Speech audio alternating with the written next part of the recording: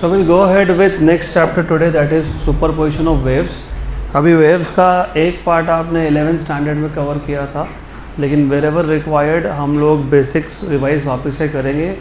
Without those basics आगे कुछ समझ में नहीं आएगा. That is why as and when required मैं थोड़ा बेसिक्स से ही आगे बढ़ूँगा. तो the name of the chapter is superposition of waves. अब ये सुपरपोजिशन ये आपने ऑलरेडी 2 बार सुन के रखा है. एक बार इलेक्ट्रोस्टैटिक्स में. इलेक्ट्रोस्टैटिक्स के कॉन्टेक्स्ट में सुपरपोजिशन का मतलब होता है कि अगर हमारे पास कॉन्फ़िगरेशन ऑफ चार्जेस है, यू हैव n चार्जेस, तो किसी भी एक पर्टिकुलर चार्ज पे total force due to all other charges कितना है, that you find with the help of superposition principal.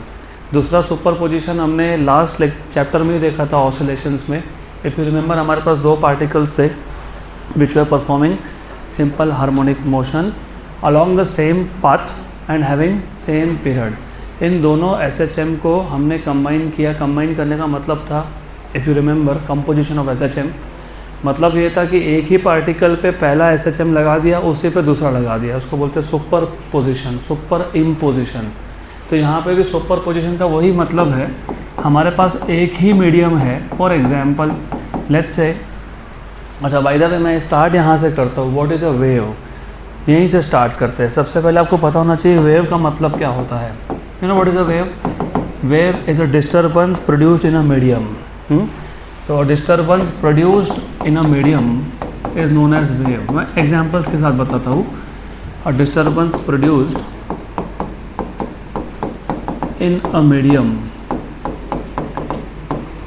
Is a wave, is known as a wave. तो बहुत सारे एग्जाम्पल्स हम लोग ले सकते हैं. For example let's say we have a water surface which is still मतलब एट रेस्ट. उस पर अगर तुमने एक स्टोन को ड्रॉप कर दिया, तो जब वो स्टोन उस वाटर सरफेस को हिट करेगा तो क्या प्रोड्यूस होता है, ripple. Those ripples are nothing but disturbance produced in water on the surface of water. So disturbance produced in a medium is known as a wave. Another example, for example मेरे पास एक string है, रस्सी. उसका एक and मैं एक wall पे tie कर देता हूँ और दूसरे एंड को मैं जर्क देता हूँ up and down. So what is that? Disturbance produced in a medium. Medium in this case was a string, right? So basic definition of wave is disturbance produced in a medium. अब superposition का मतलब होता है जब आप एक ही medium में एक ही टाइम पे 2 डिस्टर्बेंसेस प्रोड्यूस कर देते हो. For example I take 2 stones and I drop them simultaneously on the same water surface. तो अब एक की जगह पे 2 वेव्स है और वो 2 वेव्स मर्ज होकर जो भी नया वेव बनेगा उसको बोलते हैं सुपरपोजिशन ऑफ वेव्स. वो हम आगे देखेंगे. फिलहाल बेसिक से, तो wave is a disturbance produce in a medium. There are 2 types of wave. एक होता है मैकेनिकल वेव और एक होता है नॉन मैकेनिकल वेव. हमारा इस चैप्टर में फोकस है मैकेनिकल वेव पे. जो अगला चैप्टर आएगा वेव ऑप्टिक्स, उसमें हम लोग देखेंगे नॉन मैकेनिकल वेव. डिफरेंस सिर्फ इतना है, mechanical wave requires a medium for its propagation. So a wave which requires a medium for its propagation, मतलब अगर एक वेव को एक पॉइंट से दूसरे पॉइंट तक जाने के लिए एक मीडियम की ज़रूरत है, तो such waves are known as mechanical waves. Example, for example मैं बोल रहा हूँ, तुम सुन रहे हो, because my throat is generating longitudinal waves which require medium, और medium between me and your ear is air. तो ये जो साउंड वेव है, लॉन्गिट्यूडनल वेव है, वो मेरे थ्रोट से आपके ईयर ड्रम तक जा रहा है बिकॉज ऑफ द मीडियम. तो such waves which require medium for propagation are known as mechanical waves. तो जो मैंने तुमको वाटर वेव्स का एग्जांपल दिया था वो मैकेनिकल वेव है. फॉर एग्जांपल जो साउंड का एग्जांपल दिया वो भी मैकेनिकल वेव है. फॉर एग्जांपल जो रस्सी का एग्जांपल दिया स्ट्रिंग का, वो भी क्या है, mechanical wave. Example of non mechanical wave is light. Light is electromagnetic wave which does not require a material medium for its propagation. For example light produced inside star, जैसे सन से अर्थ तक बीच में कोई मीडियम है क्या, नहीं, फिर भी वो इलेक्ट्रोमैग्नेटिक वेव वहाँ से यहाँ तक ट्रैवल करता ही है. तो those waves which do not require a material medium are known as non mechanical wave. हमारा इस चैप्टर में फोकस किस पे है, मैकेनिकल वेव्स पे. So a wave which requires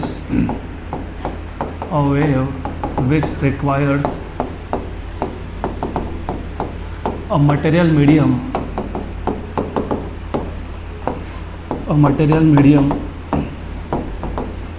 for its propagation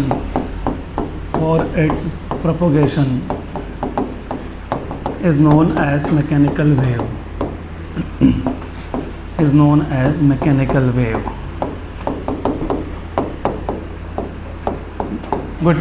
तो इस चैप्टर में हम लोग most of the times we will be talking about mechanical waves only. Non mechanical waves के लिए अगला चैप्टर है. अब if you take example of जैसे साउंड वेव मैकेनिकल वेव है, जैसे ripples on the surface of water, वो भी मैकेनिकल वेव है. For example wave passing through a string mechanical wave है. तो इफ़ यू हैव नोटिस्ड, नहीं नोटिस किया होगा तो अभी कर लो. एक कोई भी एग्जांपल लेते हैं, चलो मान लेते हैं ये रिजिड सपोर्ट है. लेट्स से ये एक स्ट्रिंग है, रस्सी. इस रस्सी का एक एंड मैंने टाई करके रखा है और दूसरे एंड को मैं अप एंड डाउन जर्क दे रहा हूँ, तो ऐसा एक स्ट्रक्चर बनेगा जिसको हम लोग बोलते हैं वेव. तो you get something like that, ऐसा एक स्ट्रक्चर बनेगा. तो इफ़ यू नोटिस ये लास्ट बेंच, यहाँ ध्यान दो तुम लोग, तुम दोनों तीनों यहाँ ध्यान दो. जिस मीडियम में से वेव प्रोपोगेट होता है, मतलब वेव पास होता है, उस मीडियम के पार्टिकल्स ऑसिलेट करते हैं, SHM परफॉर्म करते हैं. क्या परफॉर्म करते हैं? SHM. तो रिमेंबर, फॉर एग्जांपल ये जो स्ट्रिंग है, अगर इस स्ट्रिंग को मैं ऐसा इमेजिन कर लूँ कि यहाँ पे एक पार्टिकल है, यहाँ पे एक पार्टिकल है, यहाँ पे एक पार्टिकल है, and so on so fourth.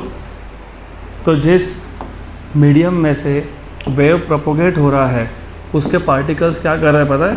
Vibrate मतलब क्या परफॉर्म कर रहे हैं? Oscillatory motion. मतलब क्या परफॉर्म कर रहे हैं? Simple harmonic motion. एक एक वर्ड इंपॉर्टेंट है, आगे जाके हमको simple harmonic progressive wave define भी करना है और उसका इक्वेशन डिराइव भी करना है. तो remember, the particles of the medium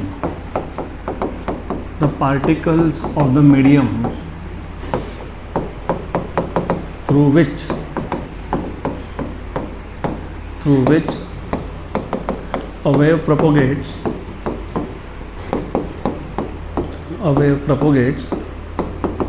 performs oscillatory motion, or you can say performs simple harmonic motion.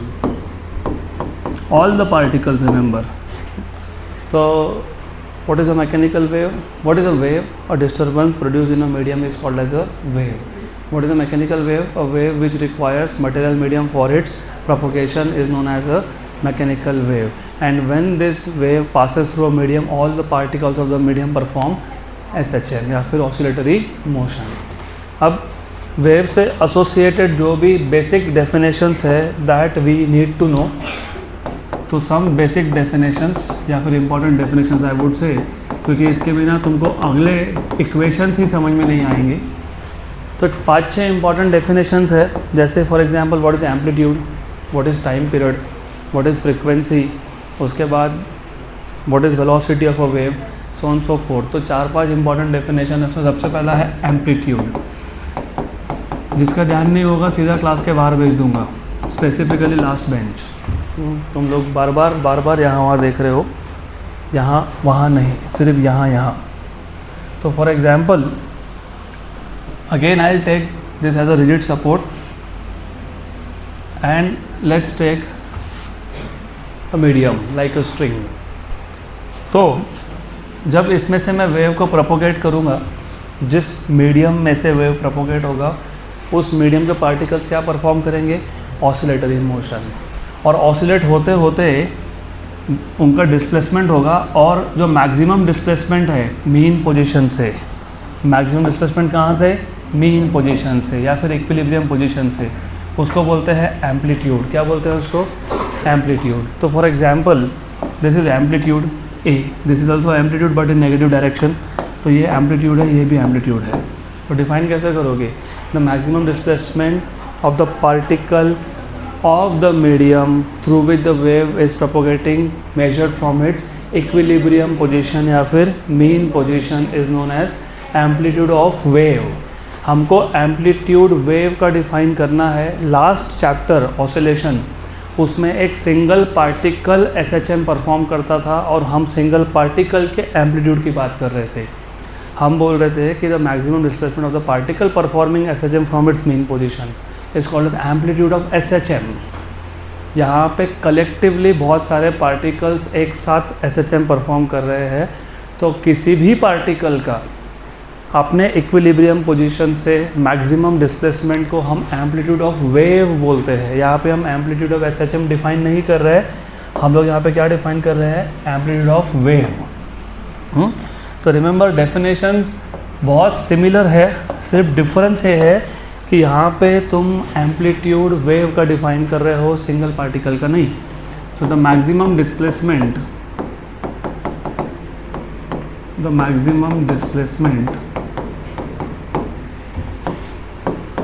of the particle of the medium through which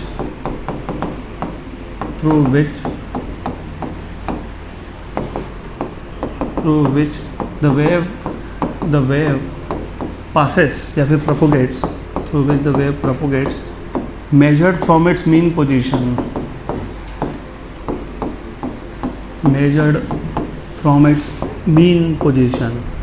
या फिर equilibrium position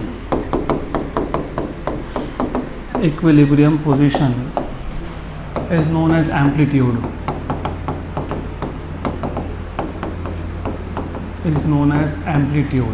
of course amplitude of wave। और ये equilibrium position क्या होता है, जब तक हम लोगों ने डिस्टर्बेंस को मतलब वेव को पास ही नहीं किया तो सारे के सारे पार्टिकल जिस पोजीशन पे थे, मतलब on this wire, on this string, इसको हम लोग बोलते हैं इक्विलिब्रियम पोजीशन, क्योंकि सारे के सारे पार्टिकल्स पे नेट फोर्स 0 है, मतलब दे आर इन इक्विलिब्रियम। तो ये इक्विलिब्रियम पोजीशन है। इस इक्विलिब्रियम पोजीशन से जो मैक्सिमम डिस्प्लेसमेंट होगा उसको क्या बोलोगे, amplitude. This is the first basic definition that you need to know. Number two second definition, period या फिर टाइम पीरियड एक ही बात है, इसको डिनोट करते हैं कैपिटल T से। अगेन हमको पीरियड ऑफ वेव डिफाइन करना है, लेकिन हम लोग वापस से पार्टिकल का रेफरेंस लेके ही डिफाइन करेंगे। हम बोलेंगे the time taken by the particle of the medium through which wave is propagating to complete one oscillation is known as time period of wave. Time period हम वेव का ही define कर रहे हैं, लेकिन रेफरेंस हम लोग वापस पार्टिकल का ले रहे हैं। तो जो पार्टिकल, फॉर एग्जांपल मान लेता हूँ मैं यहाँ पे एक पार्टिकल है, सम पार्टिकल, अब जब वेव इस मीडियम में से प्रोपोगेट होगा तो पार्टिकल SHM परफॉर्म करेगा। इसको अपना एक ऑसिलेशन कंप्लीट करने के लिए मीन से स्टार्ट हुआ, राइट एक्सट्रीम पे गया, मीन पे आया, लेफ्ट एक्सट्रीम पे आया, वापस मीन पे आया, वन ऑसिलेशन कंप्लीट। इसको अपना एक ऑसिलेशन कंप्लीट करने के लिए जितना भी टाइम लगेगा उसको बोलेंगे पीरियड ऑफ वेव। वो period of particle performing SHM भी है और वो पीरियड ऑफ वेव भी है। गुड, तो डिफाइन कर लो, इजी। द टाइम टेकन, और ये 1 मार्क के लिए बोर्ड्स में आते हैं ये सब definition. The time taken by the particle of the medium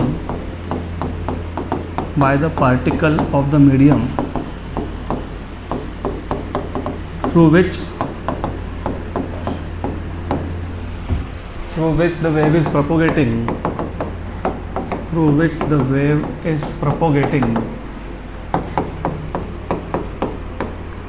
to complete one oscillation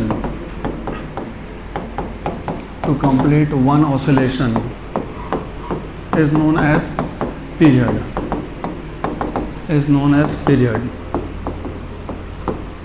of course period of wave.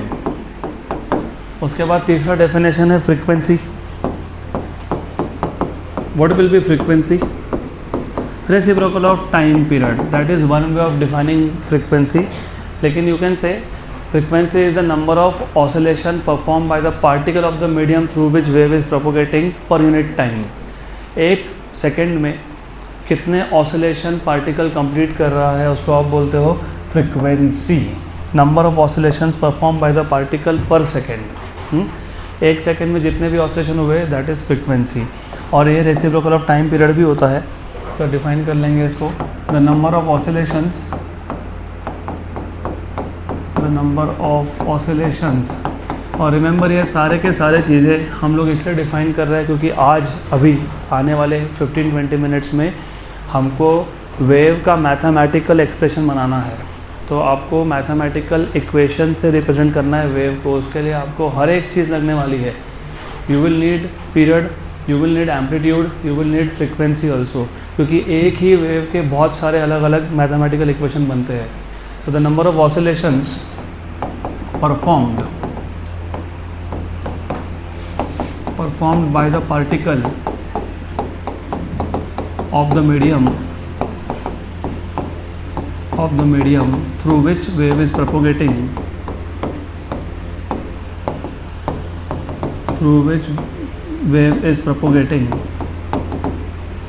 per unit time, मतलब per second, propagating per second is known as frequency, इसको हम लोग बोलते हैं frequency. और other way round, frequency is reciprocal of time period. तो दोनों ही ठीक है। Of course frequency can be defined as 1/टाइम पीरियड, सो ऐसा यूनिट विल बी 1/सेकेंड विच इज़ हर्ट्ज। इसके बाद you should know what is wavelength. अब तक तुम जो वेवलेंथ का definition, I want to know how do you define wavelength. you define it as the distance between two successive crest or two successive trough। अभी वो definition नहीं चलने वाला, we have to change the definition. That is not incorrect, लेकिन वो जो तुम बोलते हो तो distance between two successive crest और टू सक्सेसिव ट्रफ, वो ओवर सिंप्लीफाइड डेफिनेशन है। वो 11th स्टैंडर्ड तक ठीक, जब तक आपको स्टेट ऑफ ऑसिलेशन मतलब फेज़ ऑफ एसएचएम पता नहीं था तब तक ठीक। अब आपको फेज़ ऑफ एसएचएम पता है, उसमें मैं वापस आऊँगा। I ask you, I want to know from your side what is phase of SHM again. लेकिन फ़िलहाल टेम्पररी पहले तो ये पता होना चाहिए, ये जितने भी टॉप मोस्ट पोजिशंस है इसको हम लोग बोलते हैं क्रेस्ट, और जो बॉटम मोस्ट है लोवेस्ट उसको बोलते हो ट्रफ। तो अब तक आप बोल रहे थे the distance between two successive crest और two successive trough is known as wavelength. Good, अब दैट डेफिनेशन इज ओके, लेकिन अब हमको चेंज करना पड़ेगा डेफिनेशन। अब हम बोलेंगे the distance between two successive particles which are in the same state of oscillation और they differ in phase by 2π।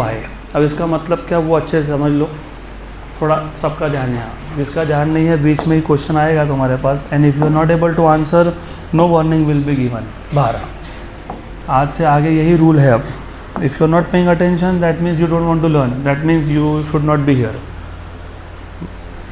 Good, तो ऐसा है, remember this is a medium through which wave will propagate. अब फिलहाल यहाँ से वेव नहीं जा रहा है तो सारे पार्टिकल अपने अपने इक्विलिब्रियम पोजीशन पे है।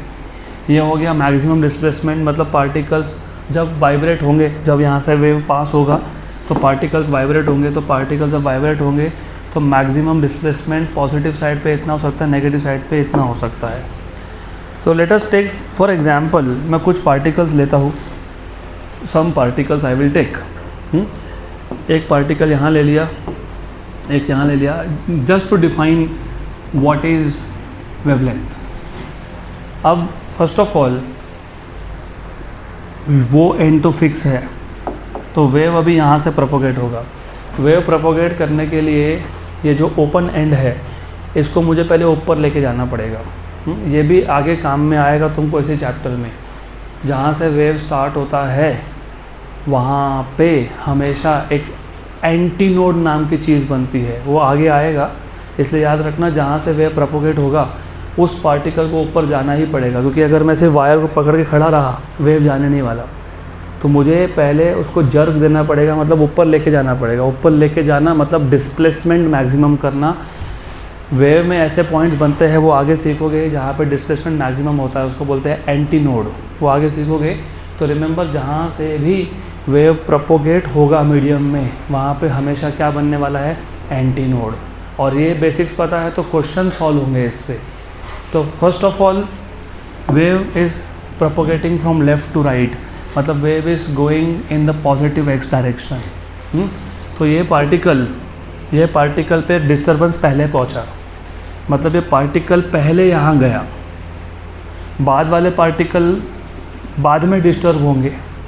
गुड, अब देखो हो क्या रहा है, ये पार्टिकल यहाँ से स्टार्ट हुआ था, यहाँ गया, it goes here, it comes back here, then here and then here and then again here.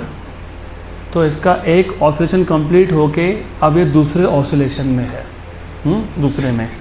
और ये जो पार्टिकल था वो भी अपने पॉजिटिव एक्सट्रीम पे है, ये पार्टिकल और ये पार्टिकल दोनों पॉजिटिव एक्सट्रीम पे है। दोनों किस पे है? Positive extreme, maximum displacement.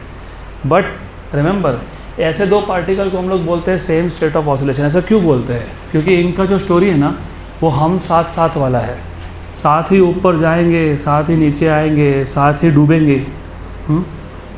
ये दोस्ती हम नहीं छोड़ेंगे। गुड, ये वापस एक साथ ऊपर जाएंगे, वापस एक साथ ऊपर जाएंगे। लेकिन एक बेसिक डिफरेंस है, बेसिक डिफरेंस ये है कि ये जो पार्टिकल था इस पे डिस्टर्बेंस पहले पहुंचा था, मतलब जब ये सेकेंड ऑसिलेशन में है ये फर्स्ट में है। तो दोनों में जो डिफरेंस ऑफ फेज़ है वो 2 पाई का है। याद रखना, ये वो सब याद होना चाहिए। फेज़ ऑफ SHM मैंने आपको बताया था कि 0 का मतलब होता है पार्टिकल इज एट मीन, 2 पाई का मतलब भी होता है पार्टिकल इज एट मीन, लेकिन 0 का मतलब होता है पार्टिकल अपना पहला ऑसिलेशन स्टार्ट करेगा, 2 पाई का मतलब होता है एक ख़त्म हो गया दूसरा स्टार्ट करेगा। फिर मैंने आपको ये भी बताया था π/2 का मतलब क्या होता है। π/2 का मतलब होता है कि पार्टिकल अपने पहले ऑसिलेशन में पॉजिटिव एक्सट्रीम पे है, करेक्ट, राइट। और मैंने ये भी बताया था कि 5π/2 का मतलब क्या होता है। 5π/2 का मतलब होता है पार्टिकल पॉजिटिव एक्सट्रीम पे ही है लेकिन अपने सेकेंड ऑसिलेशन में। तो रिमेंबर, ये जो दो पार्टिकल है दीज आर सक्सेसिव, एक के बाद दूसरा, जो सेम स्टेट ऑफ ऑसिलेशन में, सेम स्टेट ऑफ ऑसिलेशन का मतलब यहाँ पे ये है उनका डिस्प्लेसमेंट सेम है, उनका वेलोसिटी भी सेम है, उनका डायरेक्शन ऑफ मोशन भी सेम है, सिर्फ उनके वाइब्रेशन में, ऑसिलेशन में एक का डिफरेंस है। अगर ये सेकेंड ऑसिलेशन में तो ये फर्स्ट में, अगर ये थर्ड में तो ये सेकेंड में, अगर ये फोर्थ में तो ये थर्ड में, अगर ये फिफ्थ में तो ये फोर्थ में। और ऐसे दो सक्सेसिव पार्टिकल्स में फेज डिफरेंस हमेशा 2 पाई ही होता है। फॉर एग्जांपल, ये पॉजिटिव एक्सट्रीम पे है, हाँ, सेकेंड ऑसिलेशन में है, हाँ, क्या फेज है इसका? 5π/2। ये पहले ऑसिलेशन में है, हाँ, इसका फेज कितना है? π/2। What is 5π/2 minus π/2? 4π/2, करेक्ट। 4π/2 कितना होता है? 2 पाई। तो इन दोनों में फेज डिफरेंस कितना है? 2 पाई।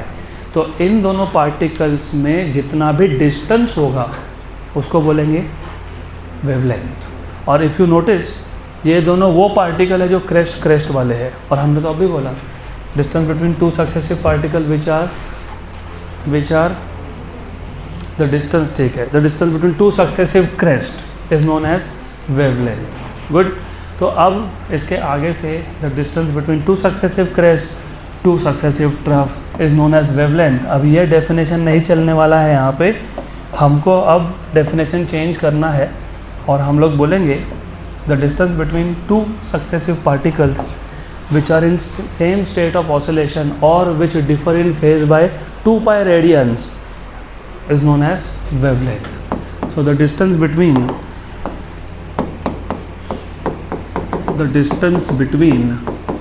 that is why I told you कि SHM के concepts आगे 2 चैप्टर तक लगने वाले हैं। इसमें तो बहुत ही लगेगा। SHM के कॉन्सेप्ट पता होगा तो ही तो समझ में आएगा कि इन दोनों में फेज डिफरेंस 2 पाई का है। The distance between 2 successive particles, the distance between 2 successive particles which are in same state of oscillation, which are in same state of oscillation, same state of oscillation or differ in phase, or differ in phase by 2 pi radians, ये c मतलब radian होता है, is known as wavelength, is known as wavelength. Good. अब हमको डिफाइन करना है what is velocity of wave. What is velocity by the way? Distance upon time. तो यहाँ पे भी वही है. The distance travelled by wave per unit time is called as velocity of wave. Velocity v. The distance traveled by a wave per unit time मतलब per second is known as velocity of wave. तो velocity के लिए वैसे तुमने wave का velocity का formula बहुत जगह पे यूज़ किया है. v = n lambda. ऑप्टिक्स में भी किया था, रे ऑप्टिक्स 11th स्टैंडर्ड. लेकिन ये कहाँ से आया वो अभी आपको समझेगा. Velocity as you have defined it is distance upon time. थोड़ा भी ध्यान देना, और ज़्यादा ध्यान देना आप. ये यहाँ पे कॉन्सेप्ट बहुत स्ट्रॉन्ग लगते हैं. इफ़ यू रिमेंबर, इन दो पार्टिकल जिसमें फेज डिस्टेंस कितना है 2 पाई, करेक्ट. Distance is lambda. अगर थोड़ा सा और नोटिस करोगे, अच्छे से ध्यान दोगे, ये पार्टिकल अगर एक्सट्रीम से स्टार्ट करता, एक्सट्रीम से कहाँ गया, मीन से कहाँ गया, लेफ्ट एक्सट्रीम. फिर कहाँ आया, मीन. फिर कहाँ आया, वापस उसी जगह पे.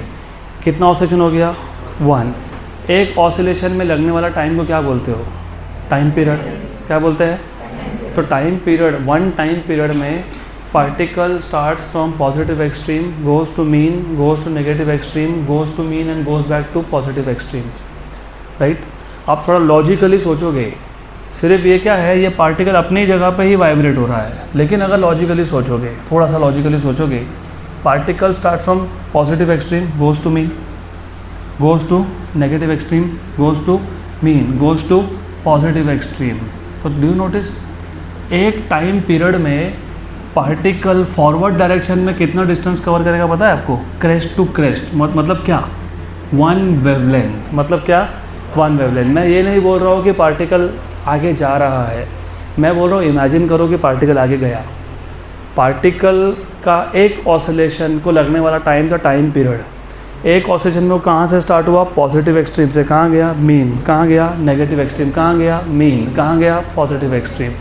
अब इसी मोशन को अगर मैं फॉरवर्ड डायरेक्शन में इमेजिन करता हूँ, तो एक टाइम पीरियड में पार्टिकल एक क्रेस्ट से कहाँ पहुँच गया, दूसरे क्रेस्ट. तो क्रेस्ट टू क्रेस्ट डिस्टेंस को क्या बोलते हो? तो इसका मतलब वेलोसिटी में अगर मैं डिस्टेंस को 1 वेवलेंथ ले लेता हूँ, तो 1 वेवलेंथ डिस्टेंस कितने टाइम में हुआ, टाइम पीरियड में हुआ. और हमने अभी लिखा what is 1 upon time period, frequency. तो 1 अपॉन टाइम पीरियड क्या है, फ्रिक्वेंसी. तो ये आ गया v = n lambda, that is wave velocity. तो ये जो वेव वेलोसिटी का फॉर्मूला बनता है ना, v = n लैम्डा, वो ऐसे आता है. In 1 time period, if you imagine that the particle is also moving, तो you will see in 1 time period particle goes from 1 crest to the next crest. So distance travelled in time t, capital T is 1 wavelength. तो v आ गया lambda by t. What is 1 by t, frequency. तो v = n lambda. तो ऐसा बनता है velocity का formula. अब इतने 5 पैरामीटर पता है, तो now we are ready to go ahead with next topic which is simple harmonic progressive wave. तो next topic is simple harmonic progressive wave. इस पे बहुत सारे क्वेश्चंस भी आते हैं. ये जो सिंपल हार्मोनिक प्रोग्रेसिव वेव है, इस एक वेव के 6-7 इक्वेशन है, अलग अलग फॉर्म है. तो तुमको अभी याद रखना पड़ेगा. मैं आपको 1 या 2 इंपॉर्टेंट फॉर्म बताऊंगा, बस वो याद रख लेना, फिर बाकी के फॉर्म उससे ही आ जाते हैं. सबसे पहले सिंपल हार्मोनिक प्रोग्रेसिव वेव. सबसे पहले तो प्रोग्रेसिव वेव का मतलब क्या ये पता होना चाहिए. आप भी स्कूल में से तब प्रोग्रेस रिपोर्ट लेने जाते होंगे ना, जिसको तुम रिपोर्ट कार्ड बोलते थे. What is the meaning of that? How you have progressed, that is what it means. तो प्रोग्रेसिव वेव का मतलब क्या है? ऐसा वेव जो एक गिवन मीडियम में एक गिवन डायरेक्शन में चलते ही जा रहा है, that is called as progressive wave. A wave which travels continuously in a given medium in a given direction is known as progressive wave. इसको सिंपल हार्मोनिक क्यों बोलते हैं वो बताता हूँ मैं, पहले प्रोग्रेसिव वेव डिफाइन कर देंगे. A wave which continuously travels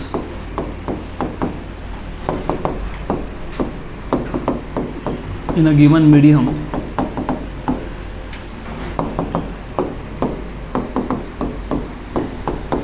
in a given direction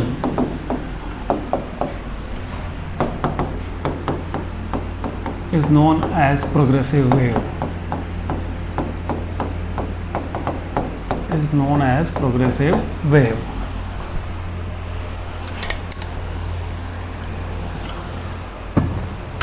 अब इसको सिंपल हार्मोनिक क्यों बोलते हैं? For the very simple reason मैंने अभी बताया था, जब भी एक वेव एक मीडियम से प्रोपोगेट होता है तो उसके पार्टिकल्स क्या परफॉर्म करते हैं? Oscillatory motion. उसको क्या बोलते हो? Simple harmonic motion. So when a progressive wave passes through a medium, all the particles of the medium perform simple harmonic motion, and hence the wave is called as simple harmonic progressive wave. So when a progressive wave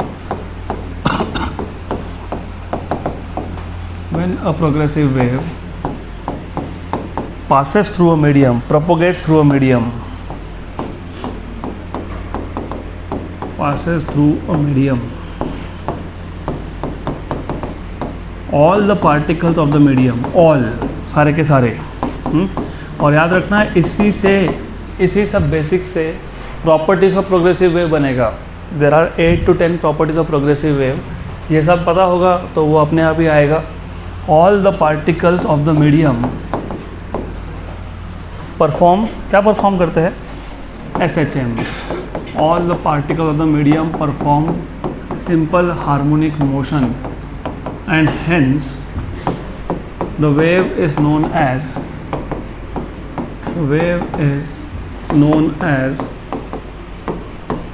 simple harmonic progressive wave, SHPW, simple harmonic progressive wave. Good. अब हमको इस simple harmonic progressive wave का mathematical equation बनाना है. अब ये क्यों करना होता है? Very very simple reason. क्या हम हर बार ऐसा बोलते बैठेंगे कि यार देखो एक मीडियम है, उस मीडियम में से एक वेव पास हुआ जो प्रोग्रेसिव है, जो कंटिन्यूस चलते ही जा रहा है इन अ गिवन डायरेक्शन, और सारे के सारे पार्टिकल क्या परफॉर्म कर रहे हैं? SHM.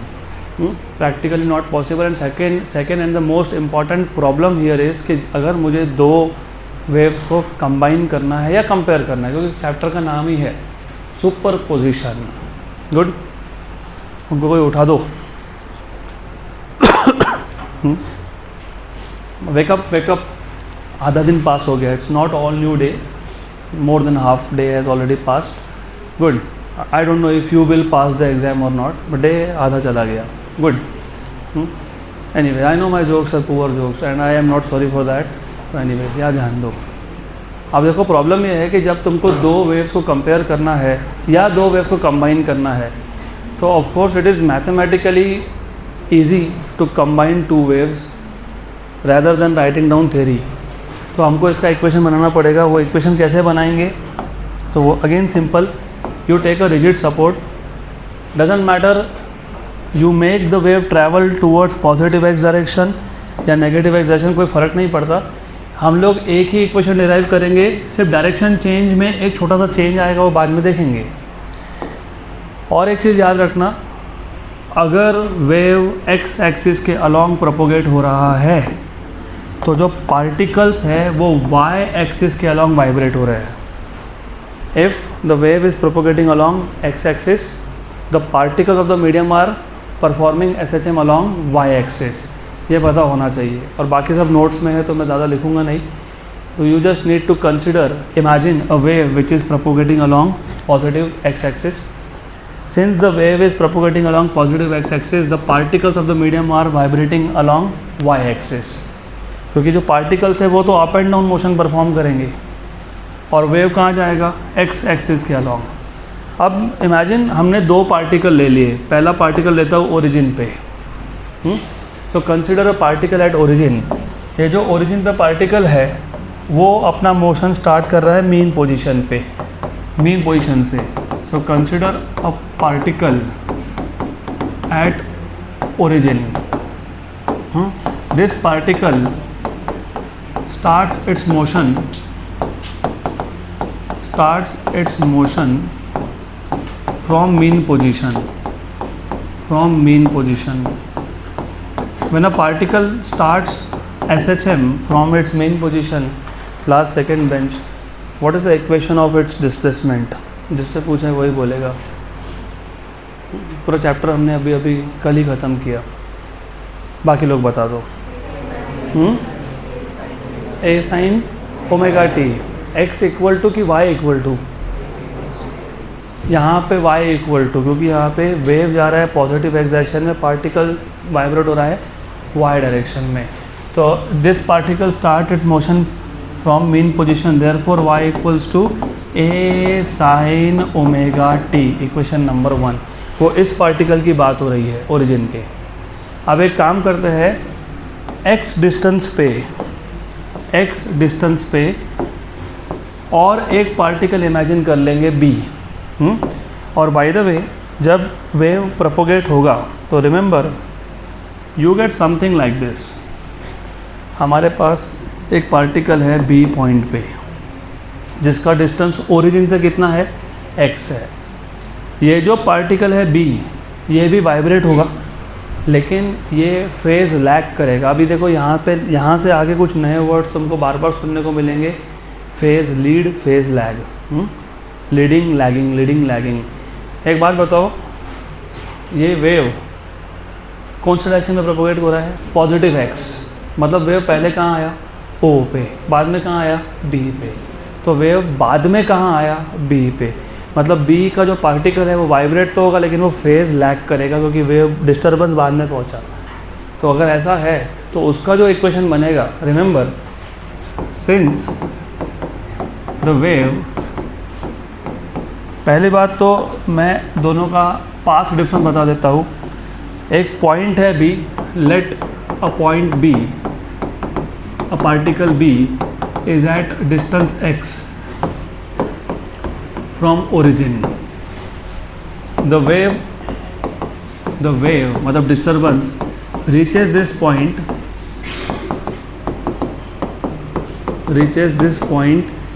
with a phase lag, क्योंकि यहाँ पे वेव बाद में पहुँचा। अब क्योंकि यहाँ पे वेव बाद में पहुँचा तो इसका इक्वेशन बनाना और भी ईजी है। किसका, बी पॉइंट का। बी पॉइंट पे जो पार्टिकल है वो भी क्या परफॉर्म करेगा, SHM। वो भी कौन से एक्सिस के अलॉन्ग परफॉर्म करेगा, वाई एक्सिस। कौन से एक्सिस के अलॉन्ग, वाई एक्सिस। अच्छा बाय द वे रिमेंबर, ये सारे जो पार्टिकल्स है ना जो SHM परफॉर्म कर रहे हैं, इन सबका एम्पलीट्यूड, पीरियड और फ्रिक्वेंसी सेम होता है। तो अगर पहले पार्टिकल के लिए मैंने एम्पलीट्यूड ए लिखा है तो बाकी हर पार्टिकल के लिए एम्पलीट्यूड क्या लिखूँगा, ए। अगर एक पार्टिकल के लिए मैंने ओमेगा लिखा तो बाकी सबके लिए भी ओमेगा आएगा, क्योंकि period, frequency and amplitude are same. सिर्फ यहाँ पे लिखोगे omega t minus delta. Delta is phase difference. वे फेज डिफरेंस कहाँ से आ रहा है, क्योंकि उस पॉइंट पे, बी पॉइंट पे वेव लेट पहुँचा तो वो इसलिए माइनस है। क्या है वो, माइनस। उल्टा होता अगर वेव नेगेटिव एक्स में आता तो पहले कहाँ पहुँचता, बाद में किस पे पहुँचता, ओ पे। तो ओ का इक्वेशन अगर ए साइन ओमेगा टी लिखोगे तो बी का क्या लिखोगे, a sine omega t plus delta, क्योंकि वहाँ पे पहले पहुँचा। यहाँ पे माइनस का रीज़न सिर्फ इतना है कि wave is travelling towards positive x direction. तो पहले रास्ते में ओ पॉइंट आया तो पहले ओ डिस्टर्ब हुआ और बी बाद में हुआ, तो इसलिए क्या आया, minus. But you should no, मैं ही पता तो बता देता हूँ, और इसके आगे आने वाले कम से कम 2 चैप्टर के लिए ये भूलना नहीं। इसको बोलते हैं फेज डिफरेंस। क्या बोलते हैं इसको। और रिमेंबर सिर्फ 2 चैप्टर की बात नहीं है ये, इंजीनियरिंग फर्स्ट ईयर फिजिक्स 2 और चैप्टर। ये फॉर्मूला तुमको लगने ही वाला है। अब अगर इंजीनियरिंग करना है तो फर्स्ट ईयर में फिजिक्स आएगा तुमको, तो लगने वाला है। और इस पर एक्सपेरिमेंट्स भी बहुत सारे करने हैं। तो फेज डिफरेंस मतलब एंगल का डिफरेंस, मतलब O और B पॉइंट में एंगल का difference, it is equal to 2 pi by lambda into path difference, 2 pi by lambda into path difference. अब ये फेज डिफरेंस और पाथ डिफरेंस क्या है, तो थोड़ा सा वापस मैथ्स। ये जो 2 पॉइंट है इन दोनों में कुछ डिस्टेंस है, इसको बोलते हैं पाथ डिफरेंस। क्या बोलते हैं इसको? Path difference. अब 2 पॉइंट को कंपेयर करते वक्त या तो तुम पाथ डिफरेंस बता सकते हो कि दोनों में कितना डिस्टेंस है, या तो तुम बता सकते हो कि दोनों में एंगल का कितना डिफरेंस है। फॉर एग्जांपल यहाँ पे एक पॉइंट है और यहाँ पे एक पॉइंट है, दोनों किस पे है? क्रेस्ट पे है, लेकिन दोनों में एंगल का डिफरेंस कितना है? 2 पाई। अभी तो बताया था वेवलेंथ डिफाइन करते वक्त, 2 successive particle which are in the same state of oscillation they differ by 2 pi. तो मैं या तो बोल सकता हूँ कि इन दोनों पॉइंट में पाथ का difference, what is the distance between these 2 point called as 1 wavelength. क्या बोलते हैं इसको? 1 वेवलेंथ। तो मैं ऐसा बोल सकता हूँ ना कि इन दोनों पॉइंट्स में डिफरेंस कितना है डिस्टेंस का? 1 वेवलेंथ, या फिर एंगल का 2 पाई। तो इसके आगे से एक वेव में 2 पॉइंट्स को जब कंपेयर करोगे तो you can compare in 2 different ways, either by specifying the distance between them which is called as path difference, और by specifying angle between them which is called as phase difference. Phase difference और path difference का formula होता है phase difference equals to 2 pi by lambda into path difference. हमने phase difference किससे denote किया? Delta. तो delta equal to 2 pi by lambda, और इन दोनों पॉइंट्स में पाथ का डिफरेंस कितना था? x। डिस्टेंस कितना था? x। अब ये वहाँ सब्सटीट्यूट कर दो। By the way, this is the first equation of simple harmonic progressive wave. वो पहला इक्वेशन है, basic form, y equals to a sine omega t minus delta, और डेल्टा क्या आया?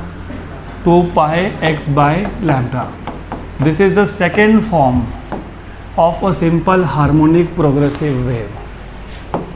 Y equals to a sine, if you know omega is 2 pi by time period into t minus 2 pi by lambda into x. This is a third form of simple harmonic progressive wave traveling along positive x axis.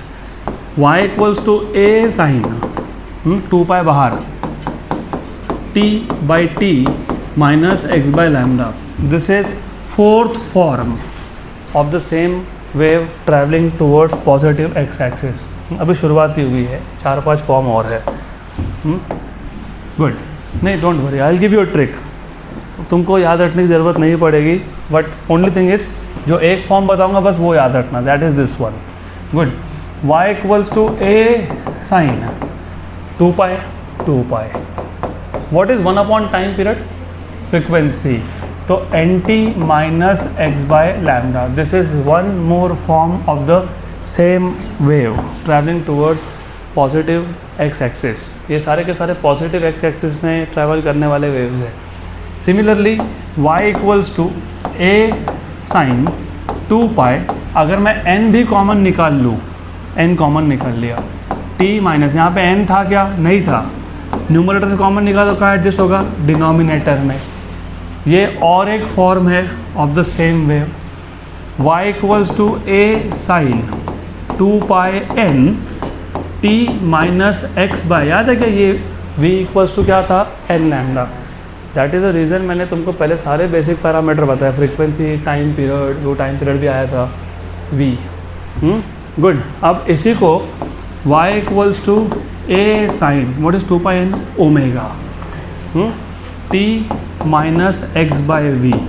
अब मैं इसको cross multiply कर लेता हूँ, तो y equals to a sine omega v t minus x by v, ये v इधर आ गया।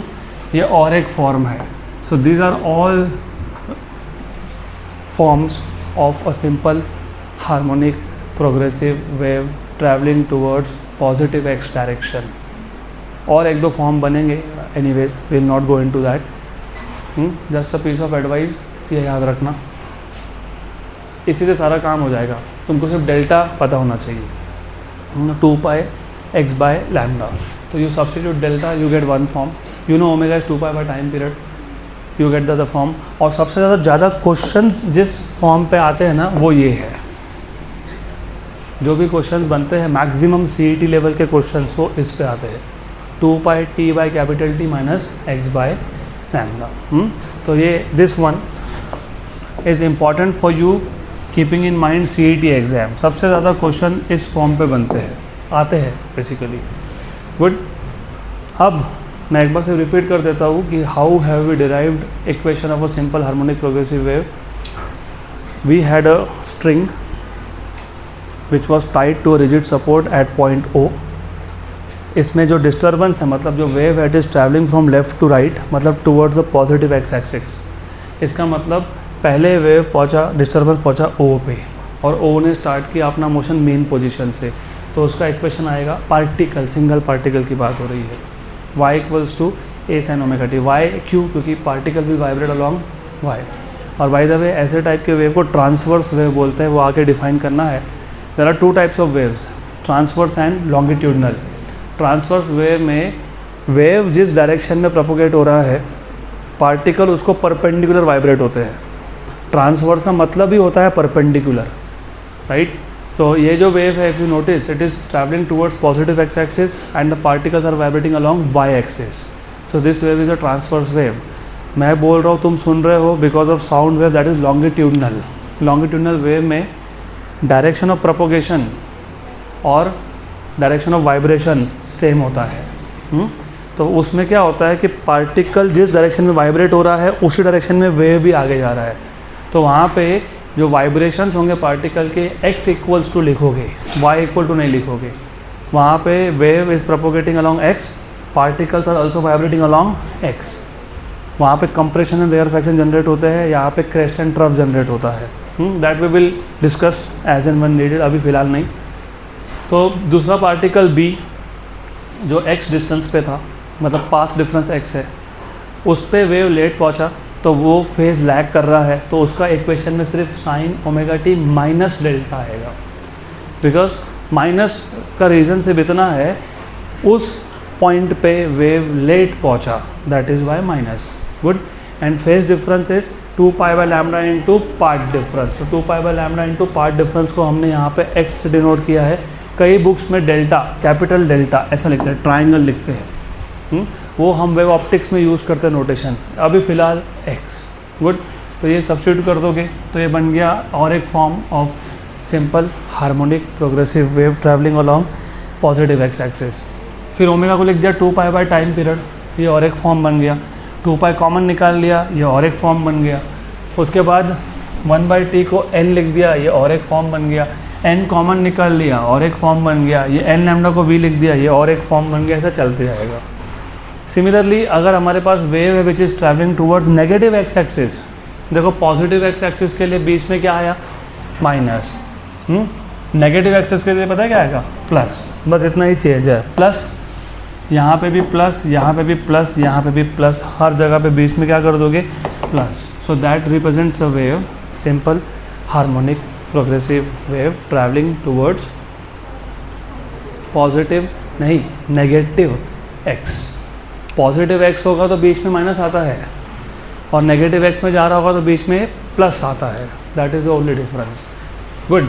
अब हमको ये जो सिंपल हार्मोनिक प्रोग्रेसिव वेव है, इसके प्रॉपर्टीज़ देखने हैं। Properties of simple harmonic progressive wave. Simple harmonic progressive wave, again simple. तो ध्यान दो यहाँ पे there are around 8 to 9 properties. Again simple कुछ है ही नहीं।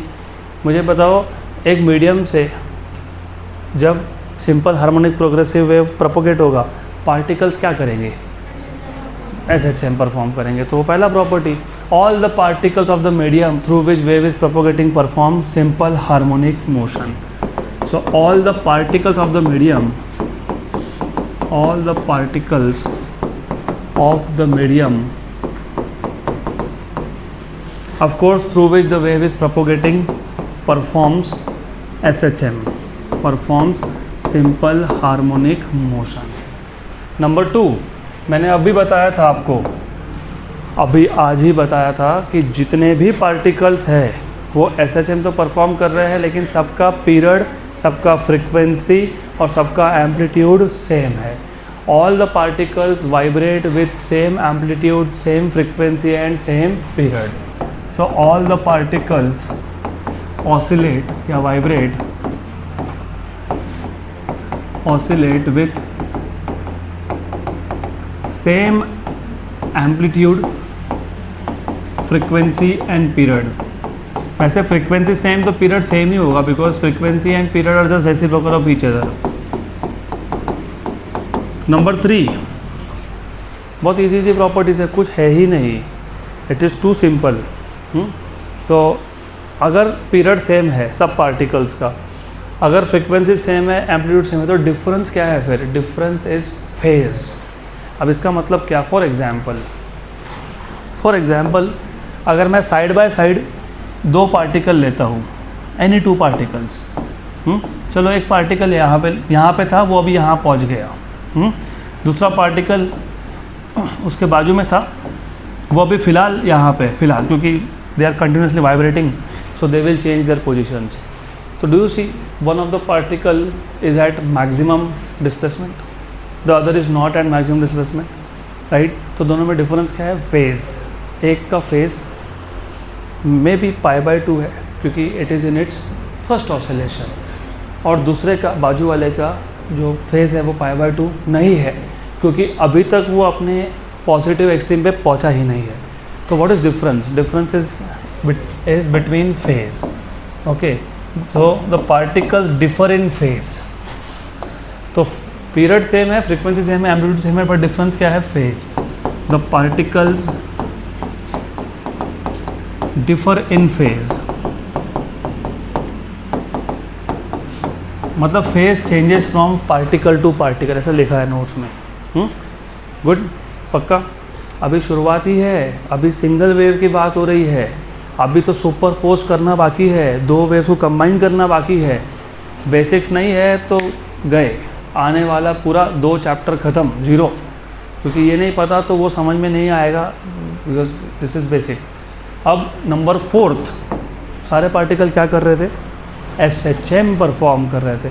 आपको पता है SHM में हमने देखा था कोई भी पार्टिकल परमानेंटली रेस्ट पे होता ही नहीं है, वो मोमेंटरली, टेम्पररी रेस्ट पे आता है. जब वो कहाँ हो? एक्सट्रीम पोजीशंस पे. देखो अगला पॉइंट वही लिखा होगा वहाँ पे, no particle is at rest permanently, each particle comes to rest momentarily when at its extreme position. So no particle is at rest permanently.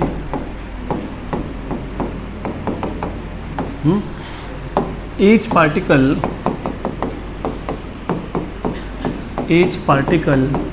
comes to rest momentarily, मतलब temporarily, when at their extreme positions, when at their extreme positions. Again, the particles are performing SHM. SHM में maximum velocity कहाँ होता है? Main position. देखो अगला point क्या लिखा है, ऐसा बोला होगा. The particles have their velocity maximum when they cross mean position. So the velocity of the particles,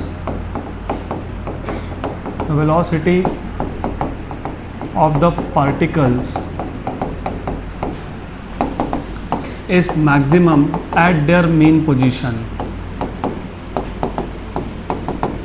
At their mean positions. Then next property, what else you can think of?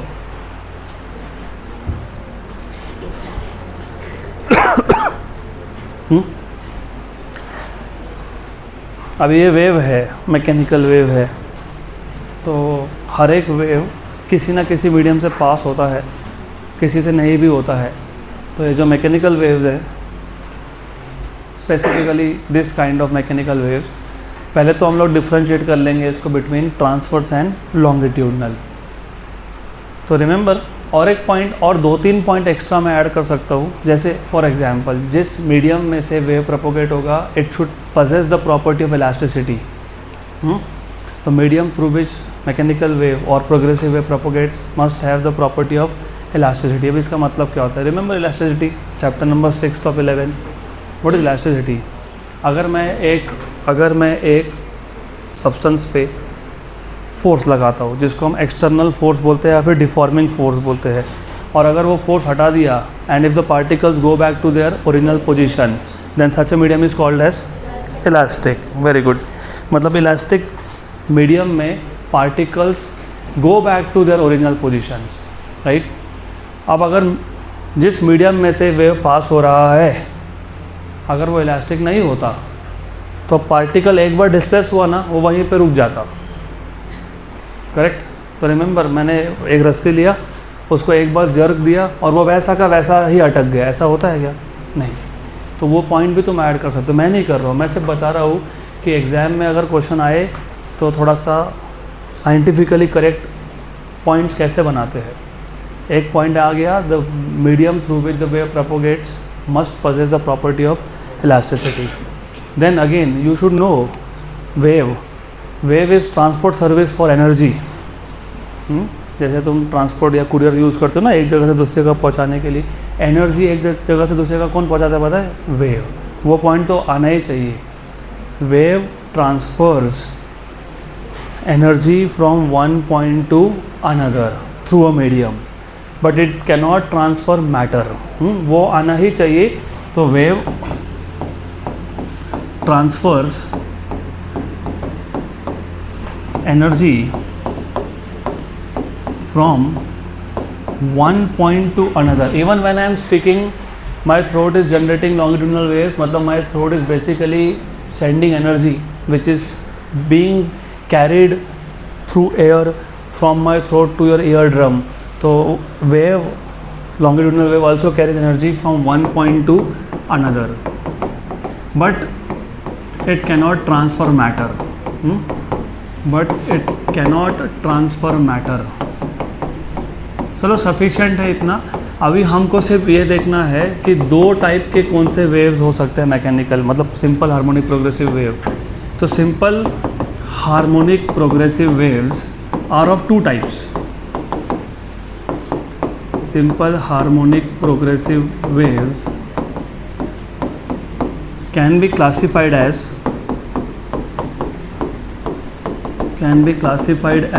number one is transverse wave, number two is longitudinal wave।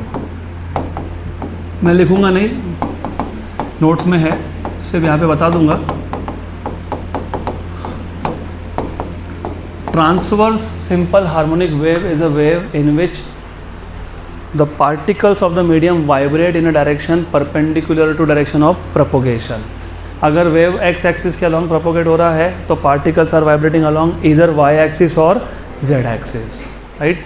Longitudinal waves are waves in which particles of the medium vibrate in a direction parallel to direction of propagation. तो अगर wave x axis के along propagate हो रहा है तो particles भी x axis के along ही वाइब्रेट हो रहे हैं। Good. If the wave is propagating along y axis तो particles are also vibrating along y axis. That is the basic difference. Last point, last property कुछ रहेगा तो you can see from notes. Transverse simple harmonic progressive wave can travel on the surface of water, जैसे liquid का मैंने example दिया था, ripples का, and through solids. तो जो transverse simple harmonic progressive wave होते हैं ना, वो लिक्विड के सिर्फ सरफेस पे ही ट्रैवल कर सकते हैं, ओनली सरफेस, नॉट इनसाइड। इसलिए मैंने एग्जांपल वहाँ से स्टार्ट किया था कि वाटर के सरफेस पे अगर मैंने स्टोन ड्रॉप कर दिया तो रिपल बनता है। कहाँ बनता है? सरफेस पे बनता है, अंदर नहीं बनता है। कहाँ बनता है? सरफेस पे। तो transverse progressive wave can travel on the surface of liquids and inside the solids, whereas longitudinal waves can travel through any medium. They can travel through liquids, solids and gases.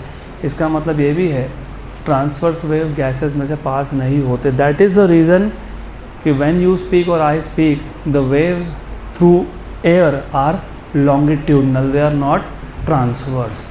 Good.